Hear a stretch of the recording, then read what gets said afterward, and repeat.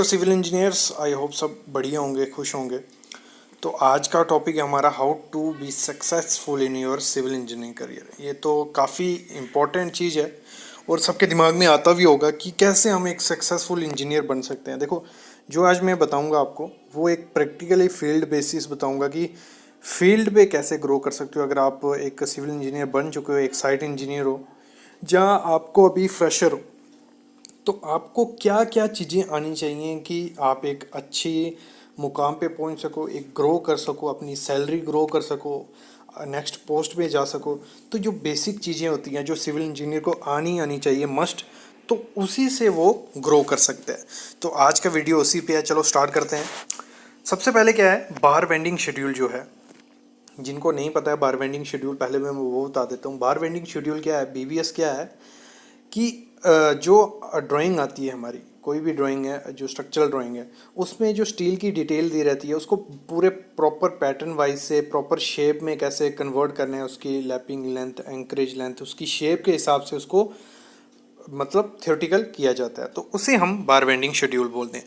तो उसका आना काफ़ी ज़्यादा इंपॉर्टेंट है क्योंकि हर फील्ड, जो भी फील्ड है, टनलिंग में आप जाओगे, हाईवे में, जब बिल्डिंग कंस्ट्रक्शन में, हाई राइज बिल्डिंग में, कहीं भी आप जाओगे तो बार बेंडिंग शेड्यूल आपका पीछा नहीं छोड़ेगा।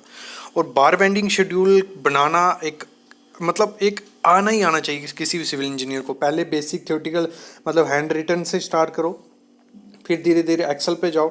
इसी से क्या, अगर बार बेंडिंग शेड्यूल बना लेते हो आप, उससे आपको जो बिलिंग रहती है बीवीएस की, वो भी इजी कर पाओगे। तो बार बेंडिंग शेड्यूल एक अच्छा रोल अदा करती है ग्रो करने में, एक सक्सेसफुल इंजीनियर बनने में आपका। आगे है टेस्ट ऑफ मटेरियल्स। मतलब ये बेसिक जो मैं बता रहा हूँ, जो आप एज ए फ्रेशर जब घुसोगे ना, ये चीज़ें अगर आपको नहीं आती होंगी तो आपका साइट पे जीना आराम हो जाएगा, क्योंकि यही चीज़ें आपको आनी चाहिए, यही चीज़ें वहाँ काम आएंगी। अगर यही नहीं पता होंगी तो सब आपको लेट डाउन करने की कोशिश करेंगे। तो जो टेस्ट मटेरियल के मतलब जैसे कंक्रीट टेस्ट हो गए, उसमें अगर हम बात करें स्लम टेस्ट की, जिससे हम वर्केबिलिटी चेक करते हैं, कंप्रेशन टेस्ट की, rebound hammer test, temperature test, ये जो मैंने लिखे हैं ना, ये बेसिक टेस्ट हैं, मस्ट आपको इंटरव्यू में भी काम आएंगे और मस्ट आपको आने भी चाहिए। और ये कोई ये नहीं है कि काफ़ी इसमें कोई टेक्नोलॉजी लगेगी।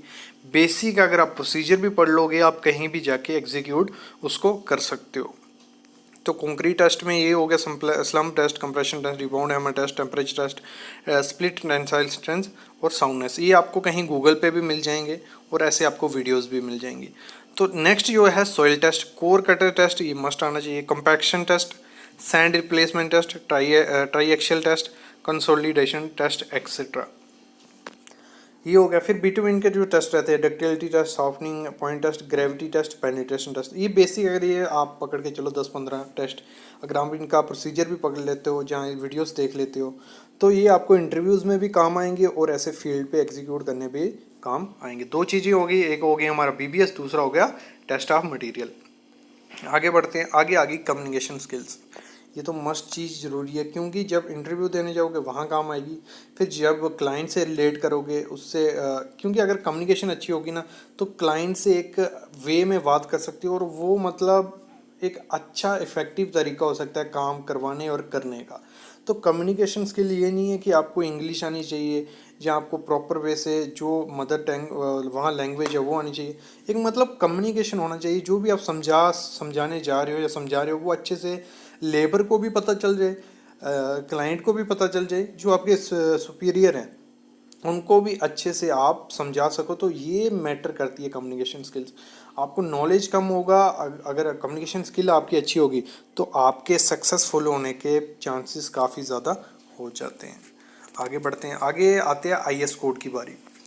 तो आईएस कोड क्यों ज़रूरी है, क्योंकि जो भी काम होगा साइट पे, किसी भी फील्ड में अगर बात करो तो IS Indian standard code, Indian standard मतलब इंडिया ने एक स्टैंडर्ड चीज़ें रखी हैं कि ये चीज़ ऐसे ही होनी चाहिए। जैसे अगर हम स्लम टेस्ट की बात करें तो उन्होंने बनाया है कि 3 लेयर में भरना है आपको कौन, और इस हिसाब से आपको टेस्ट करना है, इस हिसाब से आपका कौन होना चाहिए।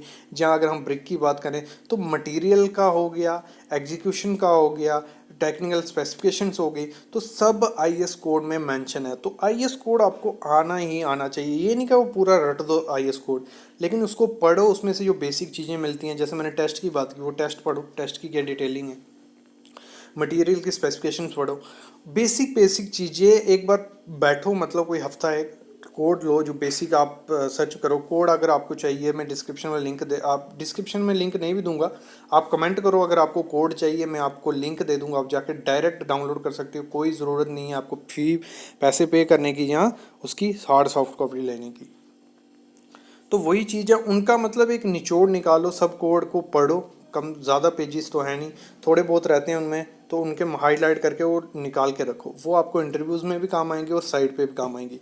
कहा जाता है जिसका आईएएस कोड में हैंड अच्छा होना, मतलब उसको साइड पे कोई पीछे नहीं कर सकता, क्योंकि जो भी चीज़ें होंगी वो इंडियन स्टैंडर्ड कोड के हिसाब से होंगी। हमें खुद की कोई टेक्नोलॉजी नहीं लगानी एज ए फ्रेशर, बाद में अगर आप अच्छे हो जाते तो खुद एग्जीक्यूट कर सकते हो, खुद नई चीज़ें ला सकते हो, लेकिन तब तक आप कोड के हिसाब से चलो तो काफ़ी ज़्यादा चांसेस हैं सक्सेसफुल होने के। आगे बात करते हैं जो बेसिक डिटेल आपको आनी चाहिए एस्टिमेशन और बिल्स की। तो देखो, अगर साइड पे अगर आप हो तो आपको क्वांटिटी, और जो क्वांटिटी सर्वे भी इसमें मैं ऐड करूँगा, तो आपको क्या करना है, क्वांटिटी की देने पड़ते हैं। अगर आप साइट इंजीनियर हो तो आपको किसी भी चीज़ की क्वांटिटी होगी, अगर शटरिंग चल रही है तो उसमें अगर ज़रूरत पड़ती है कि आपको एक स्लैब की शटरिंग करनी है, तो उसमें आपको पता होना चाहिए आपकी कितनी प्लाई लगेगी, कितने बैटन्स लगेंगे, कितनी प्रॉप्स लगेंगी, कितनी एमएस प्लेट्स लगेंगी, कितनी सब चीज़ें मतलब उसमें क्लियर होना चाहिए। Binding, wire, nails, shuttering oil, ये सब चीज़ें आप इजीली अगर क्वांटिटी निकाल सकते हो तो आपकी साइट इंजीनियर की जॉब एक प्रॉपर वे से हो सकती है, एक सक्सेसफुल इंजीनियर बनने की वे में हो आप, क्योंकि यही चीज़ें हैं जो आपको साइड पे काम आएंगी। फिर हम बात करते हैं एस्टिमेशन और बिल्स की। किसी चीज़ को एस्टिमेट करना, उसकी क्वांटिटी निकालना, ये आपको आना चाहिए। और बिलिंग तो बेसिक है, बिलिंग आप देखो मैथमेटिकल फार्मूलेस हैं, बाकी कुछ नहीं है इसमें। आपको थोड़ी बहुत कन्वर्जन्स आनी चाहिए, थोड़ा बहुत आपको पता होना चाहिए कि हम वॉल्यूम किस में लेते हैं, अगर हमें एरिया निकालना है वो क्या है। तो अगर ये फार्मूले आते हैं तो आप किसी भी चीज़ की क्वांटिटी, एस्टिमेशन और बिलिंग कर सकते हो। आगे बढ़े अगर हम, तो यूजेस ऑफ सर्वेइंग इंस्ट्रूमेंट। देखो, जब भी आप किसी भी काम में जाओगे, अगर हम पकड़ के चलें हाईवे में, बिल्डिंग में, टनलिंग में, एक बेसिक जो यूज़ किया जाता है वो तो मतलब मस्ट है, जो आपको कॉलेज से ही आना चाहिए, वो है ऑटो लेवल। जो ऑटो लेवल है एक इंस्ट्रूमेंट, जो सर्वेइंग का इंस्ट्रूमेंट है, वो हर जगह यूज़ होता है। और पहले दिन ही अगर आप ज्वाइनिंग करते हो तो क्या पता वही आपको पकड़ा दिया जाए कि सर थोड़ा हमें लेवल दे दीजिए, थोड़ा हमें बता दीजिए कि कितनी डेप्थ तक जाना है, आप लेवल देखें। मतलब बेसिक आपसे सुपरवाइजर ही पूछ सकता है, सर मुझे बता दीजिए मैं कर दूंगा, लेकिन आपको आना चाहिए। अगर बात करें और जो इंस्ट्रूमेंट है सर्वेइंग के, वो टोटल स्टेशन हो गया, थियोडोलाइट हो गया, ये बेसिक जो इंस्ट्रूमेंट है जो आपको पता होने ही होने चाहिए, ये है। तो ये जो 5-6 टॉपिक मैंने बताए। फिर हम बात करते हैं ड्राइंग और डिज़ाइन की। ड्राइंग पढ़ना, देखो अगर आप स्टूडेंट हो, फ्रेशर हो, तो आप भी डिग्री से ही स्टार्ट कर लो, कहीं से पॉसिबल होता है तो ड्राइंग अगर आप कमेंट करोगे तो मैं ड्राइंग भी आपको प्रोवाइड कर दूंगा। अगर आपको ड्राइंग स्टार्टिंग से पढ़ना आ गई कि कैसे इसकी सेक्शंस होती हैं, कैसे इसका प्लान होता है, कैसे इसकी फ्रंट से देखते हैं, टॉप व्यू होता है, एरियल व्यू होता है, तो ये चीज़ें अगर आपको पता है, आप अगर ड्राइंग पढ़ना जानते हो तो काफ़ी आपको हेल्प होगी, काफ़ी आप क्योंकि ये चीज़ें अगर ये जो 5-6 चीज़ें मैंने बताई अगर आप स्टार्टिंग से ही जानते हो तो आप जाते ही कुछ ना कुछ कर सकते हो, क्योंकि आपको ये बेसिक आती है। फिर आपको क्या करना है, थोड़ी बहुत एग्जीक्यूशन स्किल्स सीखनी है, तो आप कहीं से कहीं पहुंच जाओगे 5-6 महीने में ही। तो ड्राइंग को पढ़ना एक मतलब इम्पोर्टेंट है साइड पे, ये मैं अब ज़रूर आपको कहूँगा। तो यही 5-6 चीज़ें मैंने आपको जो बताई बेसिक। एक हमारी बार बेंडिंग शेड्यूल हो गया, फिर मैंने बात की आपसे जो हमारा टेस्ट हो गए, फिर सर्वे जो इंस्ट्रूमेंट्स हो गए, कम्युनिकेशन स्किल्स हो गई, एस्टिमेशन, आईएस कोड, ये बेसिक चीज़ें जो आपको आएंगी। ये नहीं कहूँगा मैं इसमें जो आप मास्टर हो जाओ, लेकिन आपको इसको बेसिक आना चाहिए। बेसिक से थोड़ा बहुत आता होगा तो आप कहीं से कहीं पहुँच सकते हो। थैंक यू गाइस, ये था आज का हमारा टॉपिक कि कैसे हम एक सक्सेसफुल इंजीनियर बन सकते हैं।